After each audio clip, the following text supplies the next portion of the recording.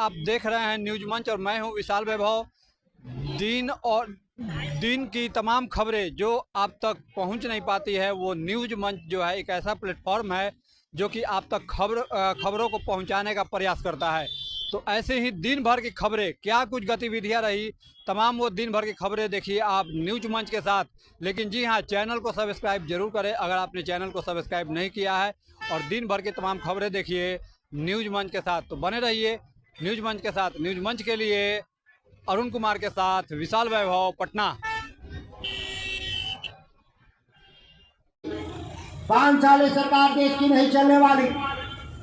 साफ साफ मैं बता दूं आपको, ये देश की जो सरकार है ढीली ढाली सरकार है, और जिस अहमन्यता के साथ इस देश में सरकार चलाने का प्रयास भारतीय जनता पार्टी के द्वारा किया जा रहा है, आने वाले वक्त में 8 से 12 महीने के भीतर इस देश में नई सरकार बनेगी, यह आपको चौंकाएगा नहीं। इस मंच से मैं कह रहा हूं, दुर्गावती के मंच से सैकड़ों फेसबुक और डिजिटल मीडिया के लोगों कैद कर रहे हैं मेरे भाषण को। याद रखिएगा कि मैंने क्या कहा। नरेंद्र मोदी जी को 292 सीट। राहुल गांधी जी को ये ध्यान रखना चाहिए, इस देश में पंडित नेहरू के बाद जितनी भी कांग्रेस की सरकारें बनी वो सिंपैथी पे सरकार बनी। श्रीमती इंदिरा गांधी जी की हत्या हुई तब उनके पिताजी को थम्पिंग मेजोरिटी आया। 1991 जब उनकी पिताजी की हत्या हुई तब सिंपैथी के आधार पर उनको वोट दिए गए। नरेंद्र मोदी जी विकास विकास और विकास, देश के संविधान को उचित ढंग से काम करने वाले ये पहले प्रधानमंत्री मिले। तो उनके विकास के सपने के मॉडल को, आरक्षण के मॉडल को इस देश के लोगों ने 293 उम्मीदवार को जिताकर समर्थन देने का काम। रोहिणी भी आज सिंगापुर लौट रही है। लौटना ही था, हमारी बहन है। भगवान करे, हम तो कहे हैं कि छपरा के लोगों के बीच में काम करना चाहिए रोहिणी को। सर, एक सवाल है, फारूक अब्दुल्ला कहते हैं कि हमारे जो पड़ोसी हैं वो 25 में सीएम बनेंगे। तेजस्वी यादव जी को पहले भी 4 मिला था, 4 की जरूरत कहाँ पड़ती है? जब मुक्ति धाम जाता है तो 4 की जरूरत पड़ती है, और आज फिर 4 मिला है। 2025 में राम नाम सत्य है, ये 4 लोग उसकी व्यवस्था बना देंगे। सर रोहिणी आज वापस जा रही है, चुनाव में वो रही, अगर अब फिर से वापस जनता के बीच में विपक्ष की भूमिका में नहीं रहेंगी, हार गई है तो। देखिए, बेटी है, राजनीतिक परिवार से है। ऐसे लोगों को, जिन लोगों ने परेशान किया, लाकर अपमानित कराया, राजनीति के गलियारे में जबरदस्ती ठेलकर परिवारवाद की जिम्मेदारी को बढ़ाने का प्रयास किया, उन लोगों को रोहिणी आचार्य जी से क्षमा मांगना चाहिए। लालू प्रसाद और तेजस्वी यादव जी को सेंटीमेंट भजाने का खेल खेला। अरे शाहाबाद में एक एक्सीडेंट है, नहीं तो फिर शून्य पर आउट होते,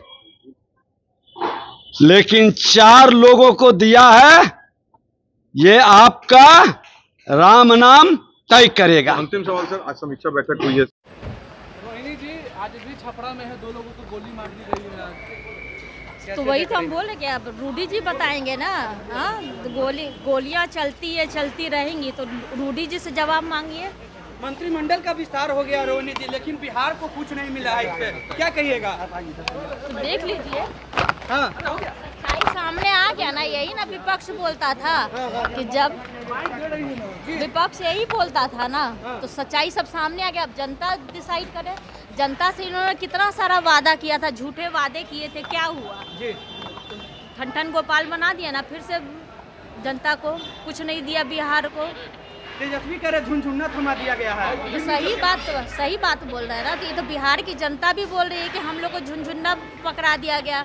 आ करके चुनाव में फिर से झांसा दे करके गए थे, फिर से वही झांसाबाजी जुमलाबाजी हो गया। नीतीश कुमार को फिर से अपने पास लाइएगा क्या आप लोग अपने साथ? हम क्यों लेकर के आएंगे, वो बड़े हैं, उनसे आशीर्वाद हम लोग ले रहे हैं। अब चाचा जी आएंगे, कब आएंगे आशीर्वाद देने, अब चाचा जी से जाके पूछिए। हम लोग तो बाल बच्चे हैं, उनके आशीर्वाद मांग रहे हैं। आज भी आंध्र प्रदेश जाना था नीतीश जी को, चंद्रबाबू नायडू जी को मुख्यमंत्री शपथ में नहीं गए, शपथ ग्रहण में। तबीयत खराब होगा उनका, तबीयत खराब होगा, तो आराम करने दीजिए। सिंगापुर जा रही हैं आप? जा रहे अपने बच्चे लोग से मिलने के लिए, फिर 10 दिन के बाद आ रहे अपने सारण की जनता से, अपने जितने भी कार्यकर्ता हैं, जितने भी हमें जो वोट देने का जो काम किया है, सबका धन्यवाद करने, उनके बीच में रह करके, ये रोहिणी आचार्य उनकी बेटी है, उनके बीच में रह के काम करने के लिए 15 दिन के बाद आ रही है सारण। पूरा विश्वास है कि हमारे जो बिहार के इशू है, विशेष राज्य का दर्जा या अन्य इशू, हम सर्वसम्मति से, हम आपसी सहमति से तय कर लेंगे। लेकिन एक चीज मैं आज कह दूं आपको कि ये फिर आने वाले समय में जब इन्हें मौका बिहार की जनता ने मजबूत निर्णायक भूमिका दिया हुआ था कि आप विशेष राज्य की दर्जे की मांग करें, आप कास्ट सेंसस कराएं, ये मांग करते तो उस वक्त की मनमोहन सरकार, यूपीए की गवर्नमेंट की औकात नहीं थी कि इनकी बातों को नकार देता। लेकिन ये महोदय, ये महाशय किस बात पे रिजिड रहे कि इन्हें गृह मंत्रालय क्यों नहीं मिला। 2004 में ये अडिग रहे कि गृह मंत्रालय मिले, 2008 में भी इसी शर्त पे इन्होंने समर्थन दिया कि मुझे गृह मंत्रालय मिले। और जब यूपीए की सरकार में आदरणीय मनमोहन सिंह जी के जो प्रधानमंत्री काल था, उनका गृह मंत्रालय नहीं इन्हें मिला, तो 2009 में किस तरह से ये आदरणीय स्वर्गीय मुलायम सिंह यादव जी के साथ मिलकर के फोर्थ फ्रंट का गठन करके अलग चुनाव लड़ा था। तो मुझे लगता है ये बात आप लोगों के माध्यम से उन तक पहुंचा दें कि बिहार का विशेष राज्य का दर्जा हो या अन्य जो हमारे इशू है, ये सारा जनादेश बिहार की जनता ने आदरणीय नीतीश कुमार जी को दिया हुआ है, और वो बखूबी इस बात को उठा रहे हैं। और ये हम लोग को पूर्ण विश्वास है कि हमारी ये जो इशू है वो जरूर डिसाइड होंगे।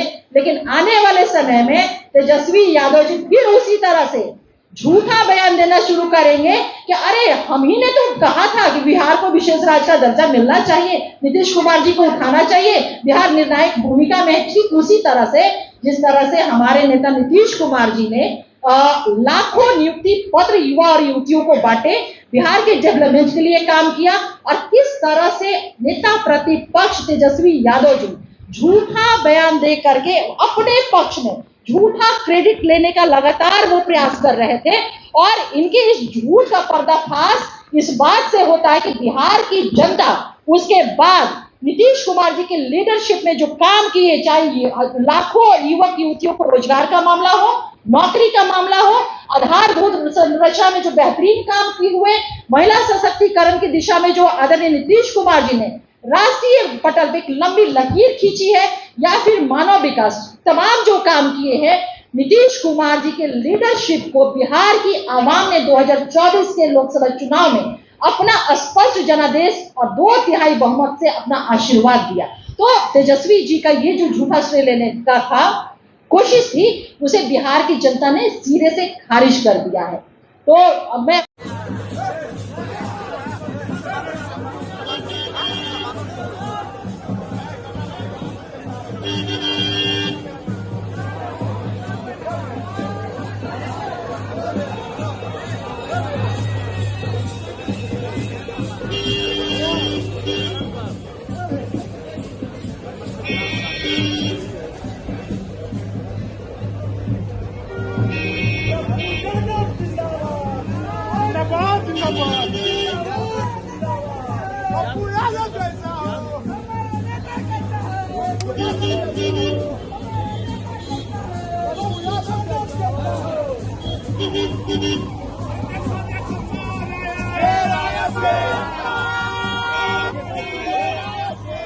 हम समीक्षा कर रहे हैं और हम अपने पार्टी के पदाधिकारी जो लगे थे उनका क्या अनुभव था, पार्टी कहाँ कमजोर थी, कहाँ मजबूत थी। 75% मार्क्स आए, बिहार की जनता ने दिया है।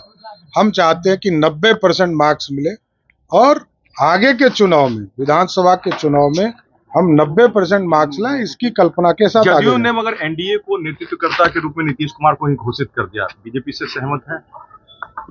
तो हमने कहा 1996 से आदरणीय नीतीश कुमार जी के नेतृत्व में हम काम कर रहे हैं और आगे भी करेंगे। धन्यवाद।